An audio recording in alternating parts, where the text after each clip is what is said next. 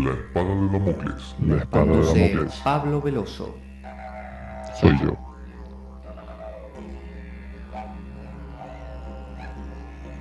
La ficción más real que puedas concebir.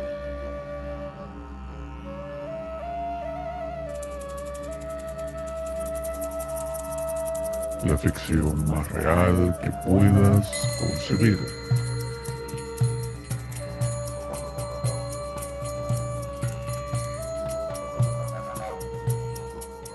Tal como lo cortés no quita lo valiente, así lo hilarante no quita lo profundo.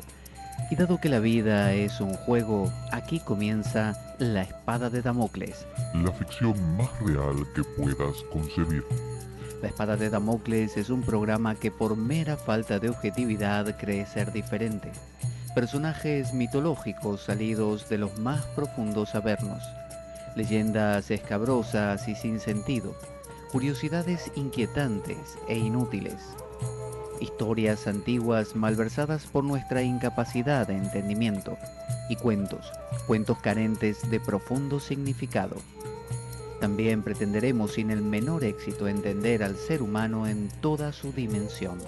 En suma, si quieres desperdiciar tu vida, aquí comienza La espada de Damocles. La ficción más real que puedas concebir.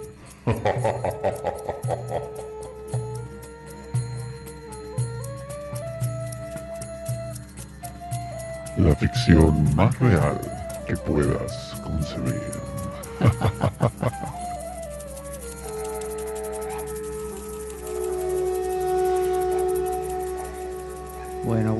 Bueno. Aquí estamos en La Espada de Damocles, otra vez. Quien les habla, Pablo Veloso. Vamos... Conduce Eso. Pablo Veloso. Ese sería yo. Vamos a continuar hablando acerca del tema de Jesús, de Cristo como arquetipo, que es un planteamiento para el cual estamos siguiendo bastante del punto de vista de Carl Gustav Jung, que nos permite a través de Edinger, uno de sus discípulos, tener una perspectiva muy clara de este tema que estamos tratando.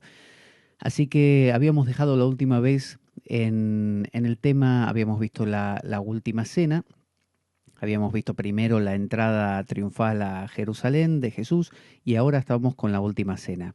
Y habíamos dejado en el hecho de que tenía un cierto parecido este proceso de comer el cuerpo de Cristo y la sangre, beber la sangre de Cristo, con incorporar el mundo arquetipal en la vida cotidiana. Cada vez que vamos a... voy a encender esto que me había olvidado de las luces. ¿Cómo puede ser? Ahora sí.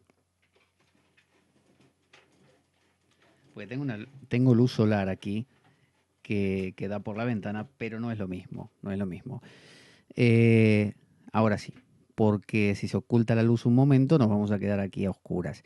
Entonces estábamos diciendo que en la última cena Jesús propuso que comiendo su cuerpo y bebiendo su sangre se expiaban los pecados, ¿no es cierto? Esta expiación de los pecados tenía que ver con integrar el mundo arquetipal a la vida cotidiana. Cuando uno integra ese mundo arquetipal, cuando uno se abre como ego al sí mismo, todo aquello que es la inflación, cuando uno se abre obviamente con humildad, es decir, no inflándose nuevamente, no diciendo, no sé, por ejemplo, Tengo el control del mundo arquetipal. El mundo arquetipal es mío. Yo soy lo trascendente. cuando eso pasa, acabamos inflándonos y tenemos problemas. Pero la actitud humilde, esto que propone Jesús en la última cena, de compartir el cuerpo y la sangre de Cristo, es integrar, traer a nuestro sistema ese mundo de lo inconsciente. Entonces, Cristo, dijimos, es el antropos. El antropos significa, viene de andro, masculino, el hombre original, como el puruya de los hindúes, y representa el Cristo un arquetipo, el arquetipo del hombre que todo lo abarca, el hombre universal, el Vishwarupa que Arjuna vio en Krishna. Entonces, comer y beber implica que el ego integra al sí mismo en su vida cotidiana, por lo tanto, eso es lo que se llama la individuación. Comer y beber es participar del cibus immortalis o comida divina, la también llamada piedra filosofal. La piedra filosofal es el producto del trabajo de la piedra en bruto que hace el alquimista, de la vida cotidiana, que la va transformando poco a poco, es decir, la va espiritualizando. Va visitando el interior de su tierra, visita interior a terre, rectificando invenies occultum lapidem. Visita el interior de tu tierra y, y descubrirás ahí la piedra filosofal. Visita interior a terre, invenies occultum lapidem. Entonces, comer y beber es participar del cibus immortalis o comida divina, es la piedra filosofal, es lo que aporta una visión nueva, es decir, el subspecia eternitatis. Normalmente solemos ver la vida muy desde el subspecia, o sea, bajo la especie de temporis, el mundo cotidiano. Entonces vemos las cosas y nos parecen algunas terribles, otras más llevaderas, porque lo vemos todo, dirían los hindúes, desde el jiva, con J, jiva. El jiva es el ser individual. Y uno como ser individual es pequeño, es limitado. Entonces, no sé, caminar 100 metros me cansa. Mientras que para el sí mismo 100 metros no existen. No existe el tiempo, no existe el espacio, no existen las dimensiones y limitaciones que tiene el ego. Entonces, empezar a ver la vida bajo el subspecia eternitatis con la mirada de Dios, con la mirada de los arquetipos, es otra cosa, te cambia la vida. Entonces cuando se dice Cristo lavó tus pecados con su sangre, eres un hombre nuevo en Cristo, todas esas frases que son muy comunes, sobre todo en los evangélicos, que se dicen simplemente porque uno, no sé, empezó a asistir al culto evangélico o lo bautizaron en una piscina de esas que se arman y lo sumergieron y lo sacaron del agua. Pero en realidad el verdadero bautismo, la verdadera renovación, ¿no? O de la Eucaristía, de la comunión, ocurre cuando uno realiza una comunión interna, cuando uno come y bebe a los arquetipos, cuando uno realmente los deja entrar y se da cuenta, porque imagínese, usted come un pedazo de, qué sé yo, de manzana, y esa manzana empieza a fluir por su sistema y se convierte, no sé, con sus proteínas, sus vitaminas, sus minerales y su agua en tejidos, ¿no? De distintos tipos. Lo constituye. Dime, no sé, qué comes y te diré cómo eres. De la misma manera, cuando uno come a los arquetipos, comulga simbólicamente la hostia y el vino, lo que está haciendo es constituirse de arquetipos. Ya no vivo yo, decía San Pablo, Cristo vive en mí. Es decir, es una especie de salto cuántico, empezar a ver la vida desde como si lo mirara Dios. Entonces, la tradición judía decía que la comida que el Mesías ofrecerá a los justos, no a todos, a los justos. ¿Qué es un justo? Bueno, bajo los patrones normales es alguien que cumple los mandamientos, pero bajo lo que estamos planteando, un justo es aquella persona que realmente se abre a este proceso de individuación, se abre a la integración del sí mismo, o en términos religiosos, el alma que se entrega a Dios. Entonces, esa persona, y solo esa, está invitado a una cena que se lo va a dar el Cristo, el Mesías. ¿Qué significa la palabra Mesías en hebreo? Significa el ungido. Cristo es una palabra en griego, porque en la época en que se escribió el Nuevo Testamento, los evangelios, el idioma predominante ahí, el idioma culto, era el griego. Aunque se hablaba romano, el latín, y se hablaba, bueno, arameo y distintos dialectos. Pero sin embargo, el idioma culto era el griego. Entonces, en griego, Christos o Christos significa el ungido. ¿Qué es un ungido? Cuando uno lo ungen, cuando a uno lo ungen con aceites. ¿Y por qué se unge a una persona? Porque se lo convierte en rey. cuando se considera que alguien está preparado para ser rey de Israel, Dios, por medio de un profeta, que podía ser Samuel, por ejemplo, venía y te ungía con un aceite. Te ponía unas gotitas de aceite, no sé, en la cabeza y con eso quedabas ungido. Dios te derramaba, digamos, su gracia para que puedas reinar en su lugar, porque siempre el rey es el representante de Dios en la tierra. Entonces, el Cristo se entiende que, o el Mesías, que es el rey, el representante de Dios en la tierra, es un ungido. El rey David fue ungido, el rey Saúl fue ungido y así. Entonces, el Mesías va a ofrecer una comida para todos los justos. Usted se estará preguntando, La comida esa, ¿en qué va a consistir? Porque yo soy vegetariano, ¿viste? Y no puedo comer cualquier cosa. Lo lamento, Filemón, ¿Por? porque la comida va a tener pescado. ¿Vos comes pescado? No, porque soy vegetariano. Y los vegetarianos solo vegetales, a menos que comamos, no sé, pez palo, por ejemplo. El pez palo, como es un vegetal, así que ese sí lo puedo comer. ¿La comida va a ser de pez palo? No, me parece que no. Lo que ofrecía o lo que va a ofrecer este Mesías a los justos es una comida consistente en un pez. Y en las representaciones aparecen los justos comiendo unos pececillos pequeños, ¿no? Que representan una porción de este pez. ¿Cuál es este pez? Nada menos que Leviatán. Leviatán es como una especie de monstruo marino que cuando Dios creó el mundo también lo creó a Leviatán. ¿Y para qué existe Leviatán? Y bueno, por la misma razón que existe Satán, es la sombra. Por la misma razón que existe Lilith, es la sombra. Es su sombra, mi sombra. Leviatán es un monstruo marino, Leviatán tiene que ver con el océano, Leviatán tiene que ver con las profundidades del océano. Básicamente es un representante, una imagen de su inconsciente. Entonces el Mesías le va a dar a los justos a que se coman a Leviatán. Es decir, está produciendo una integración de lo inconsciente con el ego. ¿Cómo es vivir separado de lo inconsciente? Bueno, usted vive una vida donde cree que todo lo maneja usted, donde la razón impera, donde cree que 2 más 2 es 4 y es inamovible y que todo lo que usted decide lo decide porque quiere. Eso es una vida basada en la razón, en el yo.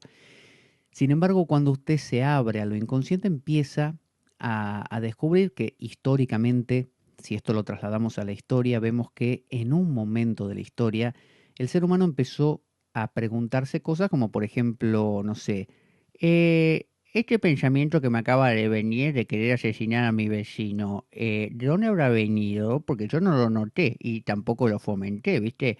Pero tengo unas ganas de matarlo que no se puede creer esto, ¿eh? Eso es pensar, autorreflexión, pensar acerca de lo pensado. Vio que se dice que existe el Homo sapiens, es el hombre que piensa. Bueno, está el Homo sapiens sapiens, el hombre que piensa lo que piensa o acerca de lo que piensa. Esa recurrencia de pensar acerca de lo pensado es la autorreflexión. Y esto es el inicio de la psicología profunda, no de simplemente el conductismo, que es simplemente ver que haciendo tal cosa una persona se comporta así y haciéndole otra cosa la persona reacciona de una manera diferente, por una cuestión de estímulo y respuesta. Sin embargo, aquí se va más profundo, se buscan las raíces de las cosas, por qué somos como somos, ¿no? ¿Por qué nuestra psique funciona así y cómo funciona nuestra psique realmente? Entonces, la psicología profunda es una autorreflexión. Y cuando nos ponemos a pensar en nosotros, en cómo actuamos, descubrimos que hay algo que no conocemos de nosotros. Hay un muro que separa el mundo que podemos manejar y hasta donde podemos pensar de una otra cosa que jamás conoceremos. A eso lo llamamos lo inconsciente. Pero claro, grandes porciones de ese inconsciente pueden hacerse conscientes. Y ese es el proceso de individuación. Y recuerde, hacerse conscientes no quiere decir que usted las entienda o que usted las maneje. No es que porque usted hizo consciente partes de lo inconsciente, ahora jamás se va a enfadar más o no sé, nunca se va a deprimir. No, simplemente ahora usted sabe de qué va la cosa, comprende que hay más profundidad cuando usted creía que no. Es como el cuento del maestro ese que alcanzó la iluminación y durante mucho tiempo había vivido con su discípulo, así que su discípulo le preguntó, le dice, maestro, ahora que alcanzó la iluminación, ¿qué diferencia tiene con antes? ¿Qué siente de especial? Bueno, en realidad vos viste que todo este tiempo yo me deprimía a cada tanto, ¿no? Y depresiones fuertes. Sí, exactamente. Lo he visto rodando por el suelo, llorando y no queriendo salir de la cama. Me acuerdo, maestro. Bueno, ahora me sigo deprimiendo. ¿Cómo que se sigue deprimiendo? Si usted alcanzó la iluminación, en la iluminación uno alcanza la perfección. No, en absoluto. Ahora me sigo deprimiendo. La diferencia, la gran diferencia, es que ahora no me importa. Esa es la clave. Ahora no me importa. ¿Qué quiere decir esto? Que ese maestro comprendió que la depresión es una expresión de su mundo interior. Entonces ya no lucha contra la depresión. Y usted dirá, bueno, ¿pero qué? ¿Sigue igual de deprimido? ¿Qué cambió? ¿Qué ganó?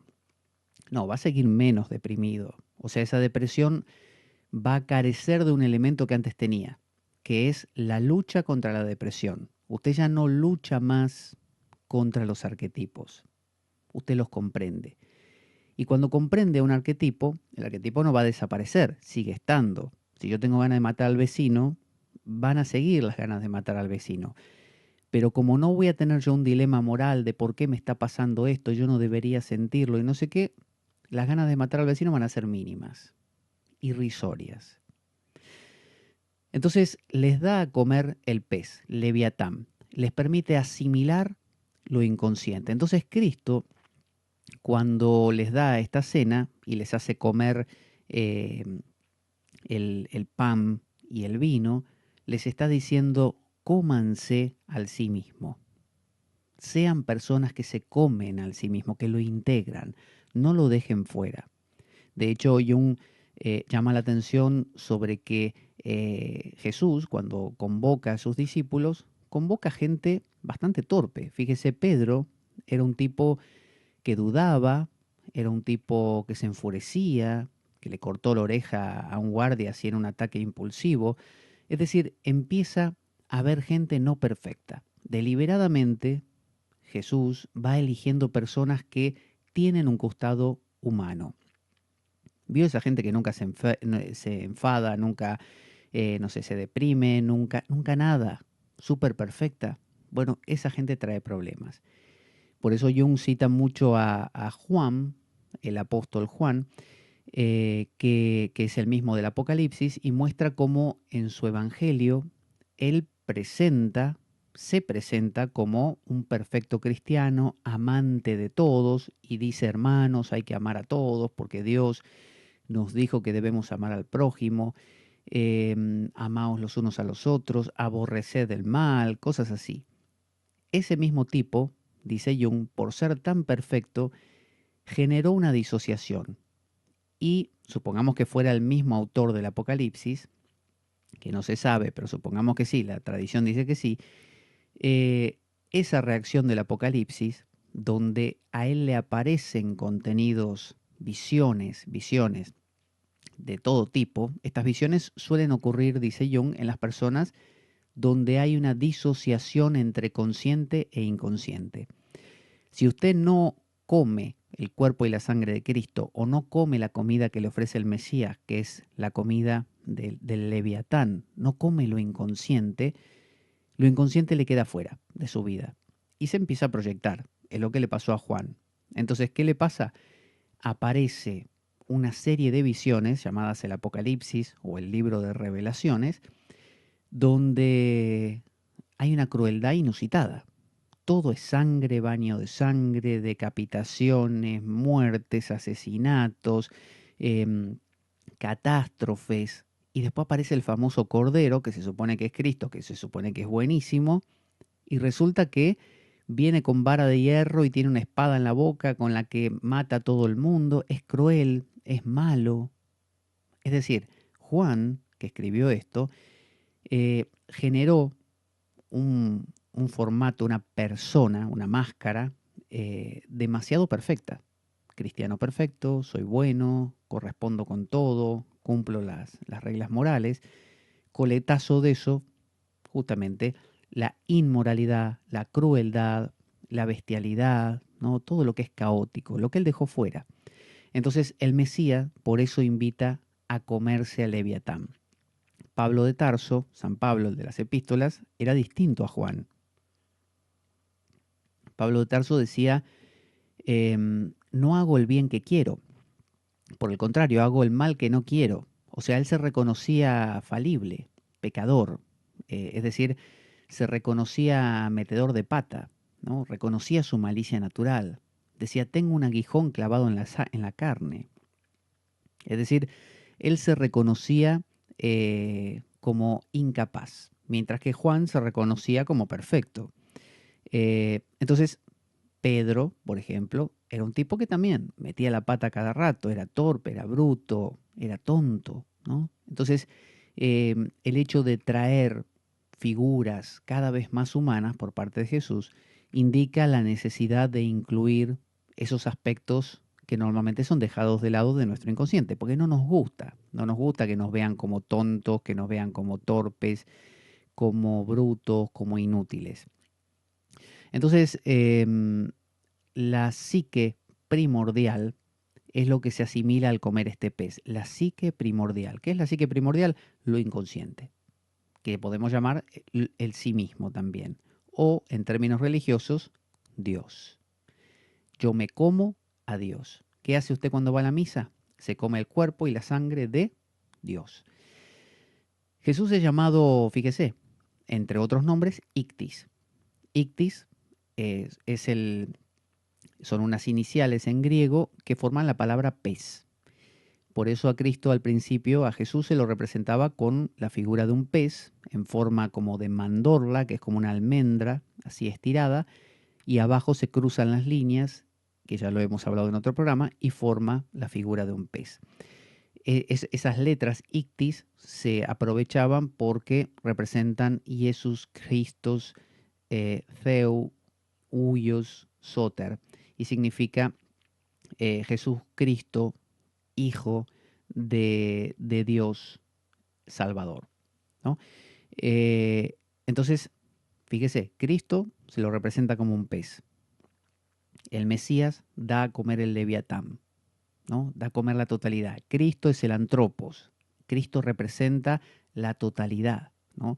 Yo me como a la totalidad, me como al universo, con lo bueno, con lo malo, con todo lo que tiene, me lo como. Los mosaicos antiguos entonces representan la última cena como comiendo peces, fíjese, en la última cena comían peces. ¿Por qué? Tiene que ver con esto del Mesías. El pez es símbolo primordial porque es de sangre fría, no es ni siquiera mamífero. O sea, nos muestra como la carta de la luna del tarot, nos muestra los estratos más profundos de nuestra psique, donde uno ya no puede decir qué humano que soy, qué bueno que soy. No, ya no hay ego.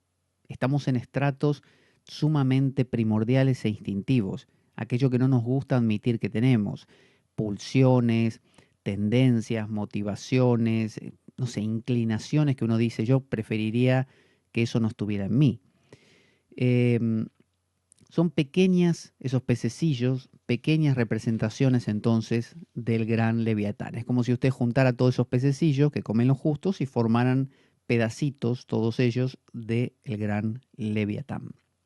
La Eucaristía es entonces, es una doble cosa. Fíjese, cuando usted va a la misa y comulga la hostia, y a veces que se la mojan en el vino, otras veces no, por una cuestión de comodidad, lo que está haciendo es una redención por integración de lo arquetipal.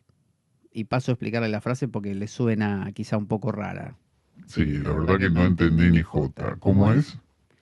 Redención por integración arquetipal. Redención por integración arquetipal. Por más que la repito, no entiendo nada. A ver, ¿qué significa? Bueno, yo la podría explicar también, ¿eh? La redención por la integración arquetipal, bueno, es como la juxtaposición de la previa exposición anterior de la hipotenusa cuando los catetos se cruzan, ¿viste? Y bueno, forma una figura romboidal hiperbólica que tiene algunas consecuencias imprevisibles. Eso es. Bueno, gracias, Silvando. Me impacta su explicación así tan catedrática. Yo le voy a dar una explicación más simple, a ver qué le parece. La redención por integración de lo arquetipal. Redención es cuando nos limpiamos, nos redimimos, nos limpiamos de algo, ¿no? Entonces, decíamos que el pecado del ego es la inflación. Entonces, ¿de qué debe redimirse una persona? Básicamente del ibris, del orgullo, de creer que yo soy el agente, el autor de todo lo que ocurre. Entonces, cuando yo integro lo arquetipal, es similar en términos religiosos a cuando el devoto le dice a Dios, hágase tu voluntad y no la mía, o no sé, decide tú lo que es mejor para mí, ¿no? El famoso fiat voluntas tua, hágase tu voluntad, del Padre Nuestro. Entonces, cuando nosotros estamos comiendo la hostia y bebiendo el vino, lo que estamos haciendo es integrando la voluntad divina, dejando, es como decir a todos los arquetipos, eh, reconozco que los que mueven los hilos son ustedes y no yo, ¿no? O en términos más monoteístas, más cristianos, por ejemplo, reconozco, Señor, que tú eres el que mueve los hilos de mi vida. Por otro lado, también eso es una integración de lo sublime dentro de mi vida cotidiana. Pero por otro lado, esa comunión es como un intento de, desde mí, desde el ego ahora, poniendo el acento ya no de lo que baja, sino de lo que sube, del ego de enaltecerse. Al comer esa comida hay como una búsqueda de refinamiento. Es la prima materia que uno como ego debe trabajar para convertirla en piedra filosofal, que es lo que hacen los alquimistas. Vamos a buscarlo aquí en Primera de Corintios, ya les digo, 11, 28, 29. 11, 28 y 29. Aquí dice, por tanto, pruébese cada uno a sí mismo y coma así de aquel pan y beba de aquella copa. Se refiere a la hostia y al cáliz. Porque el que come y bebe indignamente, juicio come y bebe para sí. Sí, para sí. No discierne el cuerpo del Señor. Es decir, está diciendo aquí Pablo de Tarso, San Pablo, que uno puede aproximarse a esa comunión, a la misa, a la técnica de meditación o a lo que usted quiera, con dos actitudes distintas. Una de ellas es, dice, el que come, por lo tanto, pruébese cada uno a sí mismo y coma así de aquel pan y beba de aquella copa. Es decir, hay que examinar la cosa, hay que entender todo esto que estamos diciendo para tener una actitud correcta y ahí sí, él propone que uno come y bebe el cuerpo del Señor. Pero cuando uno no tiene esta actitud y simplemente dice voy a la misa, voy a comulgar porque eso me purifica y no entiende nada, dice come y bebe indignamente y juicio come. Volvemos al mismo aforismo, ese que decía, si haces algo con conciencia, tendrás bendiciones. Si haces algo sin conciencia, irás al infierno o tendrás maldiciones. Es decir, cualquier cosa hecha con la correcta actitud es de mucho provecho. Cualquier cosa hecha con la actitud incorrecta puede traer graves problemas. No es que uno se va a intoxicar, pero por empezar no le va a servir para mucho, no va a tener profundidad, va a ser una actitud social nada más. Es bueno, y bueno, sí, es bueno porque uno sale y camina un rato cuando va a misa, eh, siente que es más amoroso con todo el mundo, pero le falta este salto, esta dimensión de lo arquetipal. Entonces, ahí finalizamos la parte que tiene que ver con la última cena. Entonces, entendamos que la cena, esta de la que hablamos, la comida, es una comida que nos permite integrarnos